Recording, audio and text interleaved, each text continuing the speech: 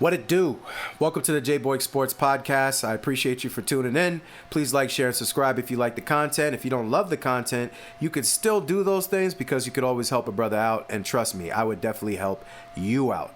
Also, make sure you comment. Please make sure you comment because I'd love to talk to people about basketball, ball is life, in the comment section, and I will definitely reply to you. Lastly, please make sure you hit that notification bell because otherwise you may miss some of our great content, and we love to get you guys great content as soon as possible. With that said, let's jump into this video, and essentially, what we're looking at here is more and more and more bubble talk excuses. And I don't know about you guys, but I'm sick and tired of hearing dudes try to tell me that the bubble was this, experience that was so difficult and I can't imagine ever having to do it. You don't understand. You don't know what it's like. It's the hardest I've ever had to play. Blah, blah, blah, blah, blah, blah, blah, blah, blah.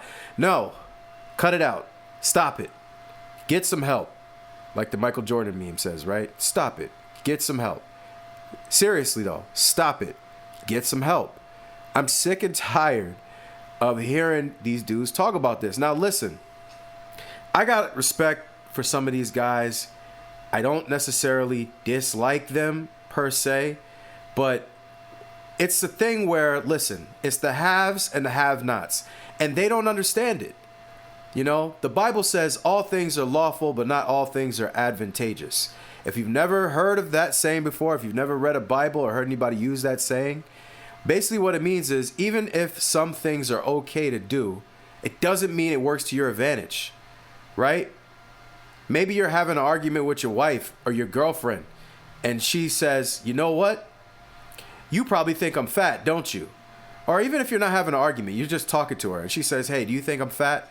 Right there, think of that scripture. All things are lawful, but not all things are advantageous. So you could easily say, you know what? Yeah, you are getting a little heavy, right? That's one option.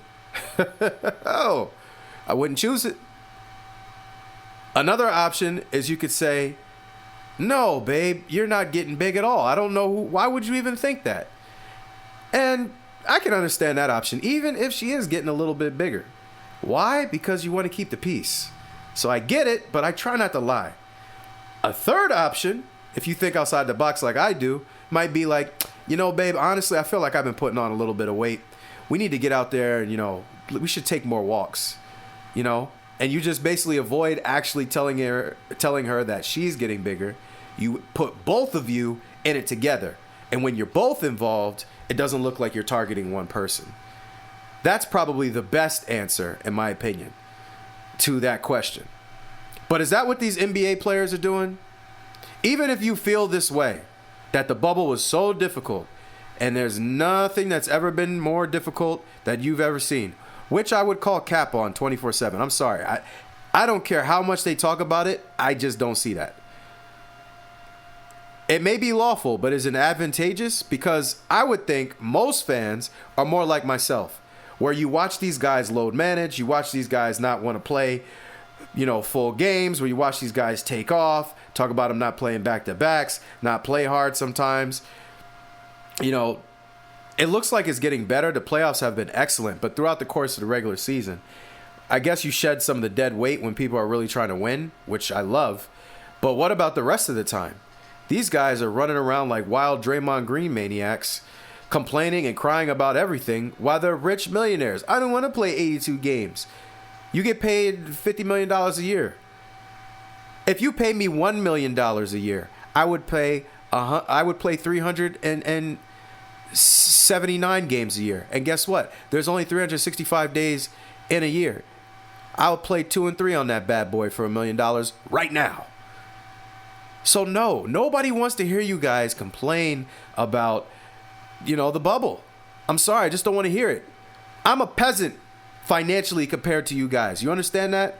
Peasant. I'm a financial peasant compared to these NBA players.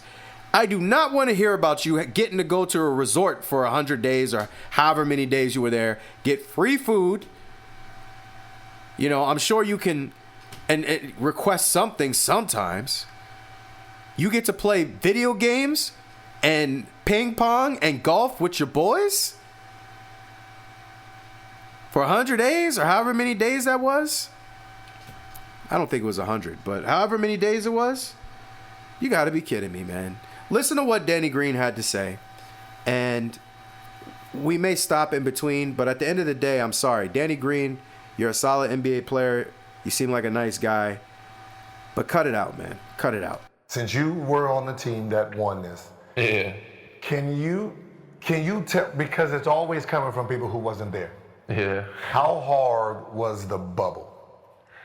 The bubble was a pain in the man. It was a nice setup. Like, I give a lot of credit to the NBA for giving us nice resort, everything, food and all that. But even if you're eating the best food in the world, if you eat it every day for 100 days, you're gonna be tired. But the walls just start closing in on you. You're in the same hotel room, same resort, eating the same food. Guys trying to do the golf court, like doing the same golf courses. We were there for like 98, 99 days.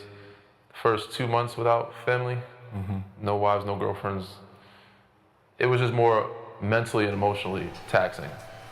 All right, let's just stop for a second, man. I'm already disgusted. This hurts my soul to hear it. But Danny Green, man, again, I don't dislike Danny Green. I think he's a nice guy, definitely a winner, good player for his time period, sometimes great, low-key. He had some crazy series. I think he's a 3-time champion, 2 with the Spurs, 1 with the Lakers in the bubble, I think. But ultimately, I can't listen to much more of this because there's a couple things. Number one, he said it's the hardest, championship I ever won in my life. He's talking about they set us up in a nice spot. I can't lie, it was really good. He said the food was good, but, eating the same thing over and over again, eventually you're not going to like it, And then he mentioned, like, the family and friends couldn't come for the first 2 months. So just to briefly touch on that, again, you're going to a resort to play basketball for a living.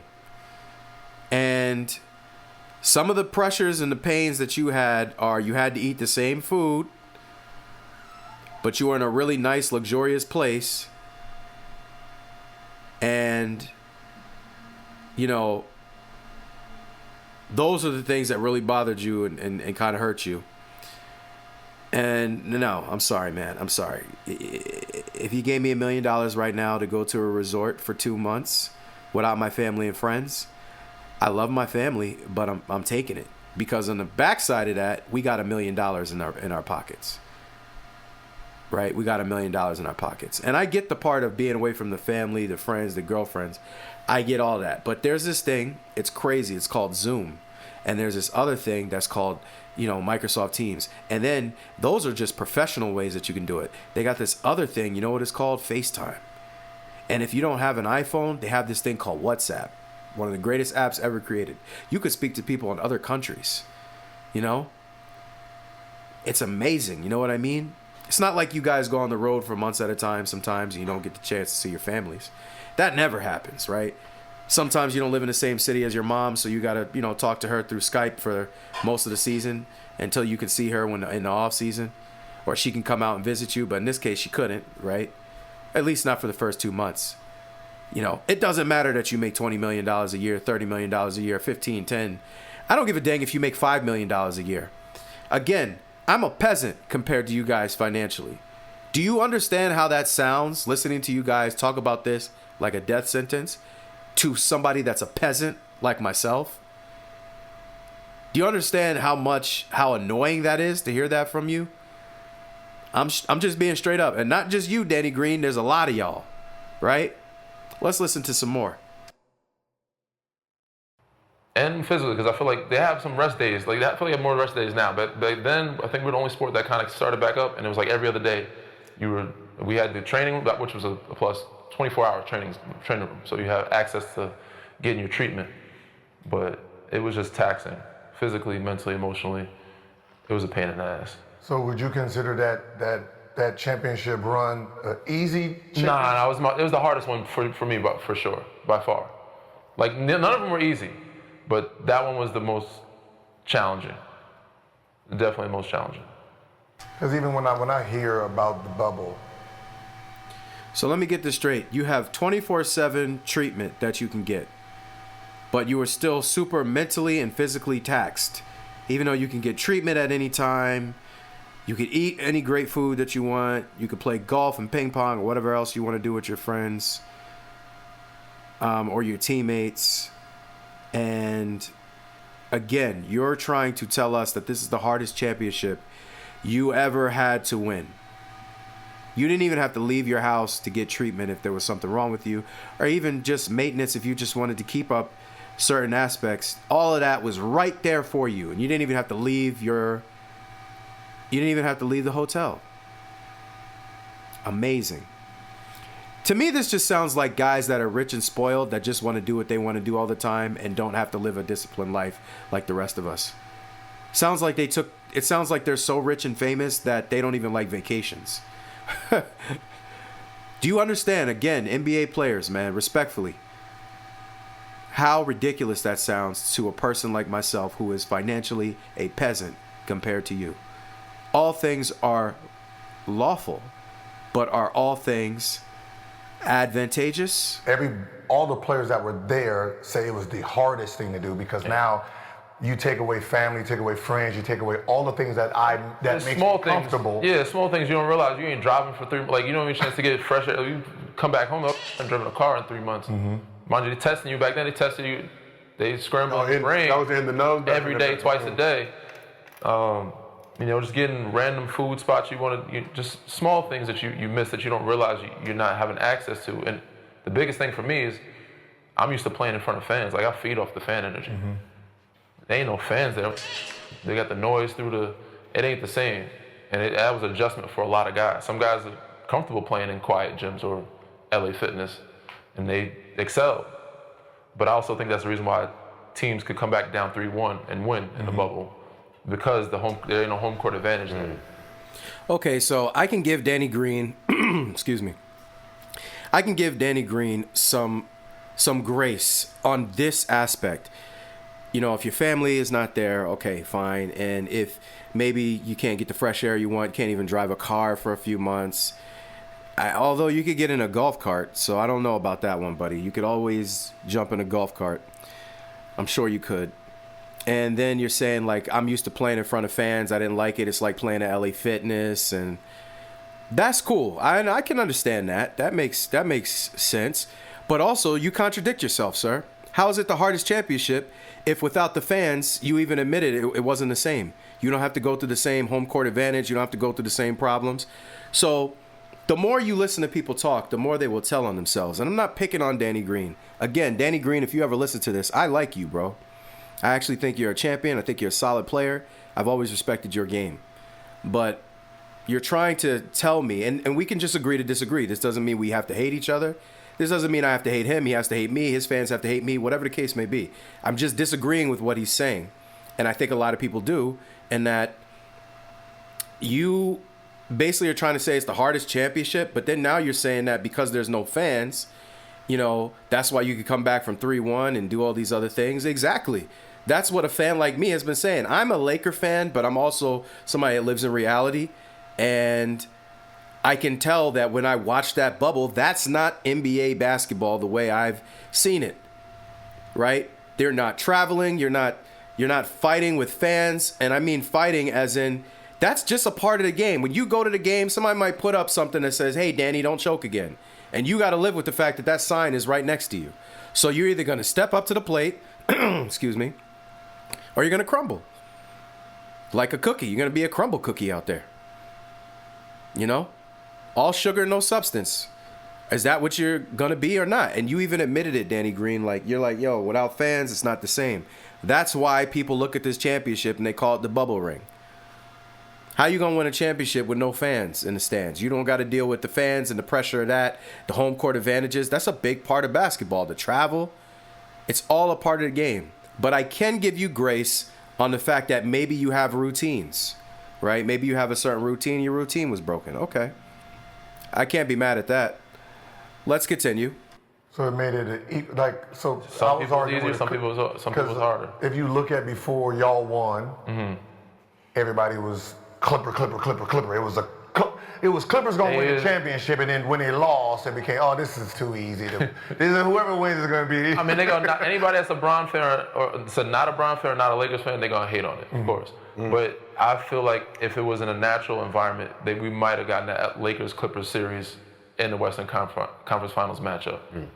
And that would have been. And honestly, they got the best of us most of the year, throughout the year. But I think in the playoffs, once the game slowed down, we had so many pieces, we had a lot of depth. I think we would have gotten them. So again, just listening to this clip, once again, Sir Danny, and even Gilbert kind of agreed here. If it was not in the bubble, things still might have been different. So that's why we're sitting here. And the Clippers specifically, if you, I don't know if you guys, some of you know this, if you're a real basketball enthusiast like I am, and like many of you I think that are listening to this channel are, the Clippers had all types of problems. Montrezl Harrell had to leave. I don't remember why. I actually, you know what? I think he was late and you know, because his grandmother passed away, or his mother, something like that. And I don't take that lightly, Montrez, if you're ever listening to this. Respect, and I'm sorry that you went through that at the time, but I believe he was late getting there because of that. And that year, Montrez was like, this is like 6th man of the year, Montrez, right? This was at the height of his powers. I actually saw him at the airport. He was on one of my flights one time. I know he'll never remember me. There's no reason to at the moment. But, you know, he was a nice guy. I said, what's up, man? I said, I hope you have a good season. I don't remember what year this was. I think it was 2020, somewhere around 2020. So this was before the bubble. Was it before the bubble or after the bubble? This might have been 2021, so it might have been after the bubble, the year after. I don't remember, but I did see him. He was a nice guy, so, you know, I'm not trying to disrespect him. But Lou Will, Lemon Pepper Lou, we remember he was at the club, the gentleman's club, getting wings, supposedly, right? So he had that issue. There was just a lot of things going on with that Clipper team, but not just the Clipper team. A lot of other teams were going through stuff. And, like, you know, there was just a real lot going on. And again, though, this goes to the point of how this was not the hardest chip. Dudes weren't even showing up to games the way they used to. Dudes weren't even in the bubble. You know what I mean? Like, it can't be the hardest when there was so many factors that, you know, change stuff up. And I guess what they're trying to say is because of these things, that's why it was the hardest to win, because of how you had to stay focused in these different situations. That's an argument I guess you could make, but ultimately it's still, it wasn't the highest level of competition. That's what sports is. More than anything, it's the highest level of competition. And there's no way that was the highest level of competition, right? And it didn't have fans. People were missing. Just, you know, certain routines were not the same. It just was not, you cannot say that this was the hardest championship. Now, maybe for you can. I mean, I can't take Danny Green away. But from the outside looking in, I don't see this as the hardest championship. I don't see this as the normal ring. It's not the same fight. You get months off in the middle and then come back and now you're ready to go. Like, it's just not the way we're accustomed to watching basketball. Let's continue to listen to what they have to say from here. Yeah, I thought we'll never know, right? They were a really good team, though. If it was in a bubble, then it favored the Clippers a little bit because the Laker fandom can't take over the building. Now everybody has, you know, fans. Yeah. If it's here in Los Angeles playing in the crypto, the Clipper gym is going to be just 7 Laker home games, right? So it kind of, you know, so that's why I think once it went to the bubble, everybody was on the Clipper tail. And then when they lost, it was, oh, okay, this sucks. Yeah, I mean, they had a lot of guys leave the bubble for other reasons, and I'm not discrediting that, but they all had family issues. And once we saw that, we're like, yeah, they're not gonna get the chemistry, and they're not locked in like that. That's crazy. We had to be locked in. I think Trez left, I think Lou left, Pat left, I think Kawhi came in late. They had a lot of different things going on. And there was a moment we said they was thinking about shutting it down. We almost left. I don't know I forget what happened, but Milwaukee didn't play one game. Yeah. We had a meeting. It was just a random, we're not playing tonight. Like, oh, shit, okay. Reschedule the game. And then at that point, guys were thinking about leaving too. So essentially at this point, you're saying people were thinking about leaving. They didn't play one game. That was around the George Floyd time too, I think. And people were mad about that. And so they were trying to be civil rights activists and basketball players at the same time. It was a lot going on, man. It was a lot going on. Basketball was divided off the court and on the court at that point. Some players wanted to play, some players didn't want to play. Society in general was going through a rough time with, the George Floyd stuff. Then on top of that, you have COVID. So some people, unfortunately, some people are losing their lives, can't leave the house. And the crazy thing is, even though people couldn't leave the house, they were not watching this like they normally watch basketball. People just didn't like the bubble. Now, me, I'm going to watch basketball. I do complain about these guys sometimes and their nonsense. What Danny Green is saying right here, I like Danny Green because he can speak eloquently and he expresses himself. And I do respect that. I believe this is his feelings, so I can't be mad at his feelings. But some of these ball players are a little too cocky, a little too arrogant, and just they don't even speak as well as Danny Green.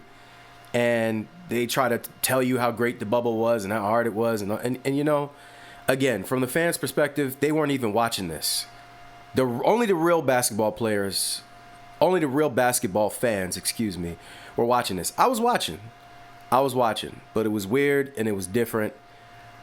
But I just can't listen to anybody that says, oh, this was the hardest championship and, it was the best championship. And it's just not the same. It's not the same rough time that you normally would have to go through. It's tough maybe in a different way as far as the mental aspect of trying to go through your routines and stuff like that. Maybe that's different. Maybe you kiss your kid before you play every game and you couldn't do that, And so I can understand that aspect of it. But again, this is not the hardest level of basketball I've ever seen. A lot of people were missing. A lot of people didn't want to be there. And yes, maybe they were fighting some mental demons. But at the end of the day, then that's not focused on basketball at that point, right? We want to see who the best champion is in basketball when it's all on the line and everybody's supposed to be locked in. There's nothing hindering you from giving your best. That's the top level of basketball. And you got to deal with the fans. You got to deal with the energy in the building. You got to deal with so many different things getting up to those games, playing away, playing home. There's so many things that you have to deal with. But ultimately, it should be the same every single year. So you should know what that's like and how to conquer those things. Let's say that you guys think that this was not the hardest. This was the hardest because you had other things that you had to focus on that maybe you didn't focus on before. Cool. But that doesn't make it the hardest thing as far as or the most difficult, or the bubble should count more than any other champion. No, man. Because in the eyes of myself and basketball purist, I would think, you should have the same opportunities, the same chances. You should be on the same even playing field that you are every single year. And that way, we know that your championship versus the chip before, versus the chip 2 years from now, versus all of them, y'all had the same opportunities, the same chances, the same travel, the same opportunity to be with your family members, the same opportunity to get the pregame meal, the same opportunity to have leadership. And everybody wanted to be there and wanted to win as much as possible. If all things are equal and across the board, that's the only way you can put a championship anywhere near the level of the other ones.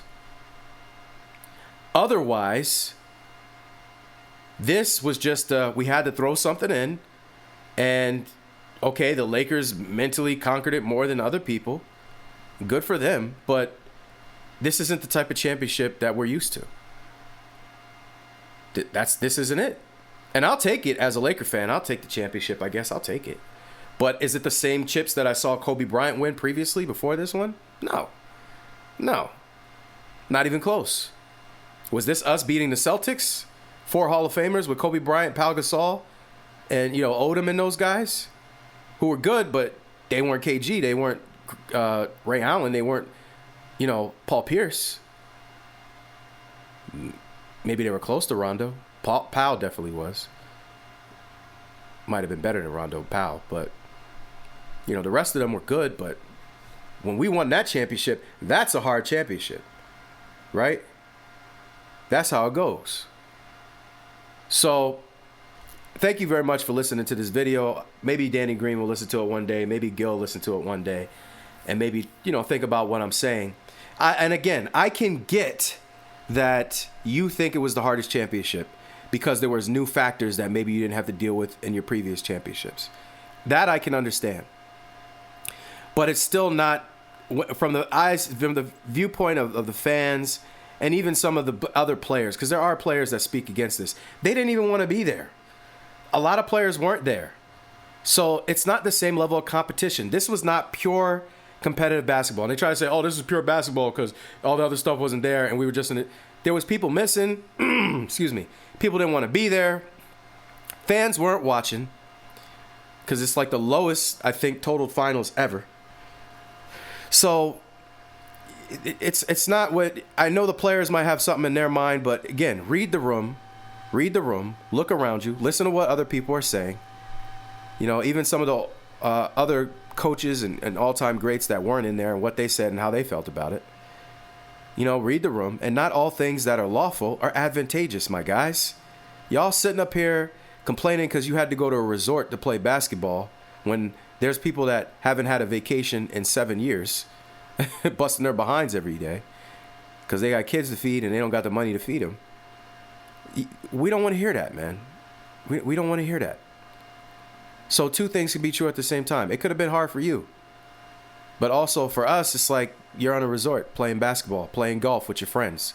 And we want to play golf with our friends and be on a resort playing basketball. And we can't. And you got paid millions of dollars to do it. So you guys got to think outside of yourselves for a second. How it sounds, I can't go to the restaurant that I want to go to. My guy, sometimes I don't go to restaurants for 2-3 months at a time. Not all the time, but sometimes. Maybe, you know, I own businesses. Sometimes your business is up, sometimes it's down. Maybe you need to tuck it in a little bit. Pause, no diddy. I mean, you know, the wallet. Put it, you know. So, I mean, and I'm sure other people have been through similar things where maybe you can't go out and get that steak dinner you wanted. Right? Y'all are just upset because maybe I wanted Kobe beef instead of a New York steak. Oh, boy. Oh boy, such a tough decision. Come on, man, stop that. You know, stop that. You guys, you gotta.